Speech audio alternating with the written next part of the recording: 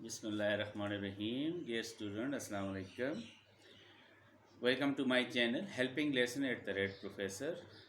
I am talking you. My name is Assistant Professor Ajmal Khan, and today topic regarding human development, यानी इंसानी तरक्की. अब आप ये समझ जाएं कि इंसानी तरक्की का मतलब ऐसा ही है कि जैसे हम दुनिया के वेल डेवलप वेल स्टेब्लिश ममालिक को देखते हैं और वहाँ पर इंसानी तरक्की हमें खुली आंखों नज़र आती है. Now the big question is that how is it possible that these kind of societies, these kind of nations, these kind of countries carry this type of credit in the shape of human development.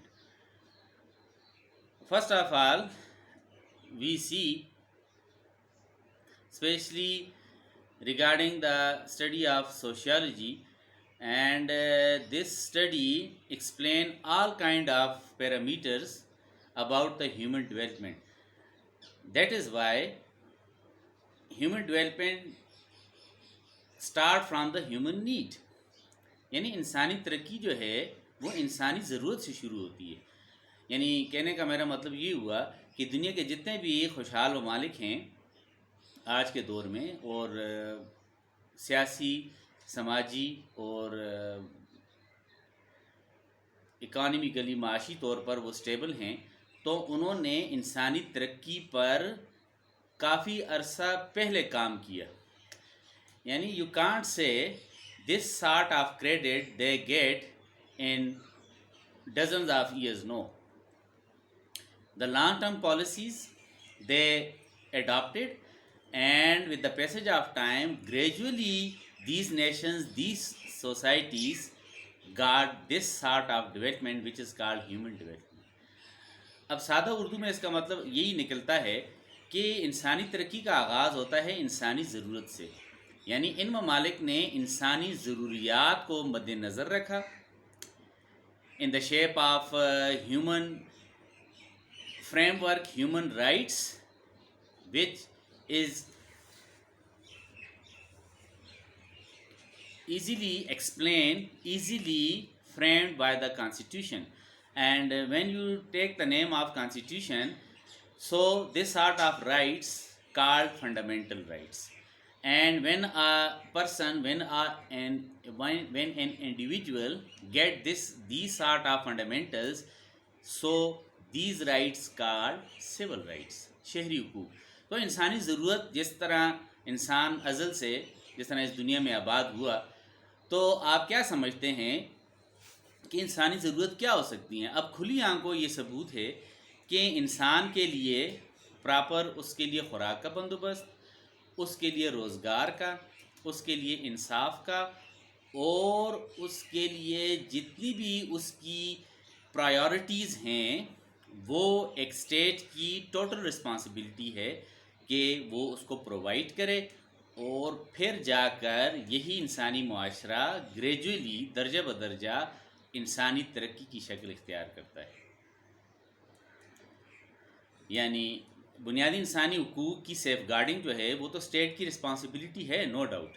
And then gradually the sort of societies and Nations stand at the credit of human development. Now if you can choose the case of employment, रोज़गार अगर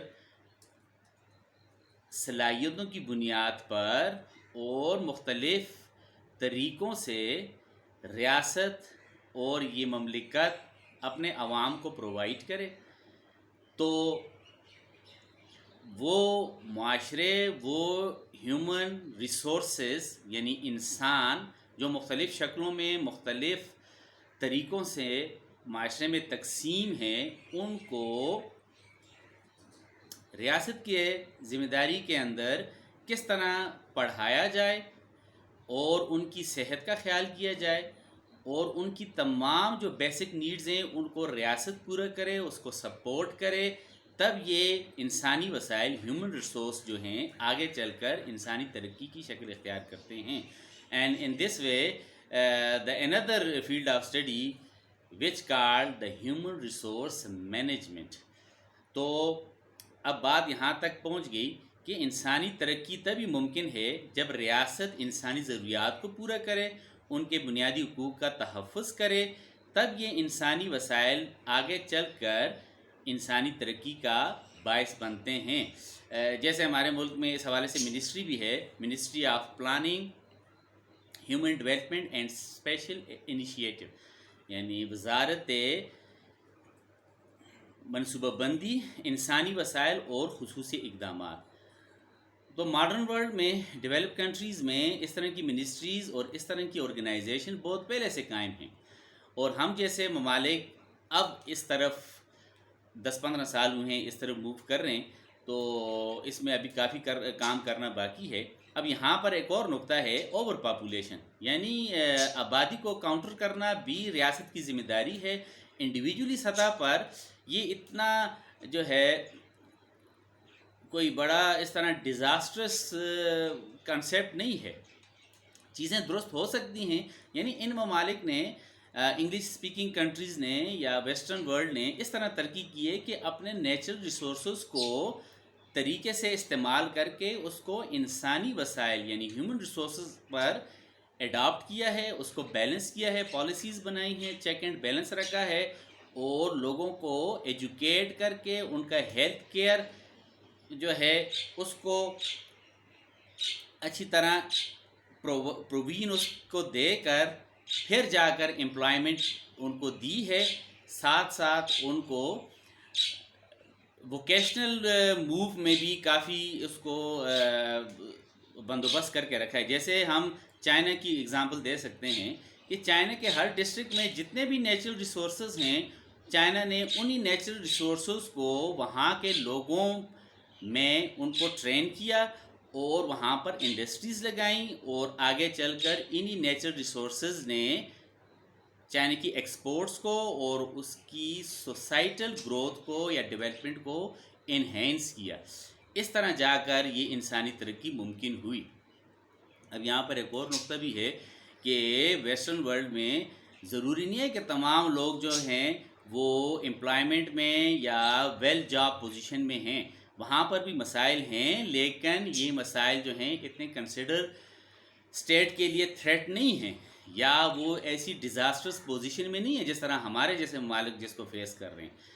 تو زیادہ انہوں نے انسانوں کی بنیادی ضروریات کو پہلی ترجیح دی، پھر ان کو یوٹیلائز کیا، اور جہاں پر نیچرل ریسورسز ہیں ان کو کمپنسیٹ کیا ہیومن ریسورسز کے ساتھ، پھر جا کر یہ ہیومن ڈیولپمنٹ ہوتی ہے جس کو ہم انسانی ترقی کہتے ہیں. تو جب انسانی ترقی ہو تو پھر وہ ملکوں کی ترقی کہلاتی ہے.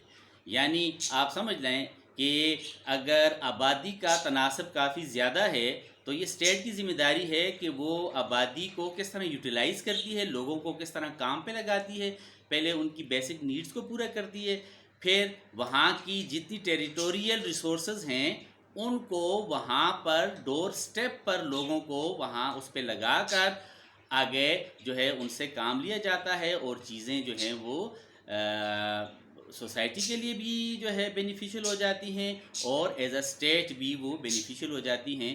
یعنی جتنی آپ نیچرل ریسورسز کو اچھا یوٹیلائز کریں گے، چیک اینڈ بیلنس رکھیں گے، اکاؤنٹیبلٹی رکھیں گے، تو یہی ریسورسز جو ہیں ہیومن ریسورس مینجمنٹ کے انوسار آگے چل کر اسٹیٹ ڈیولپمنٹ کے لیے کام دیتے ہیں. اور اس کا جو بڑا بائی پروڈکٹ ہے وہ ہے ایکسپورٹس، یعنی برآمدات.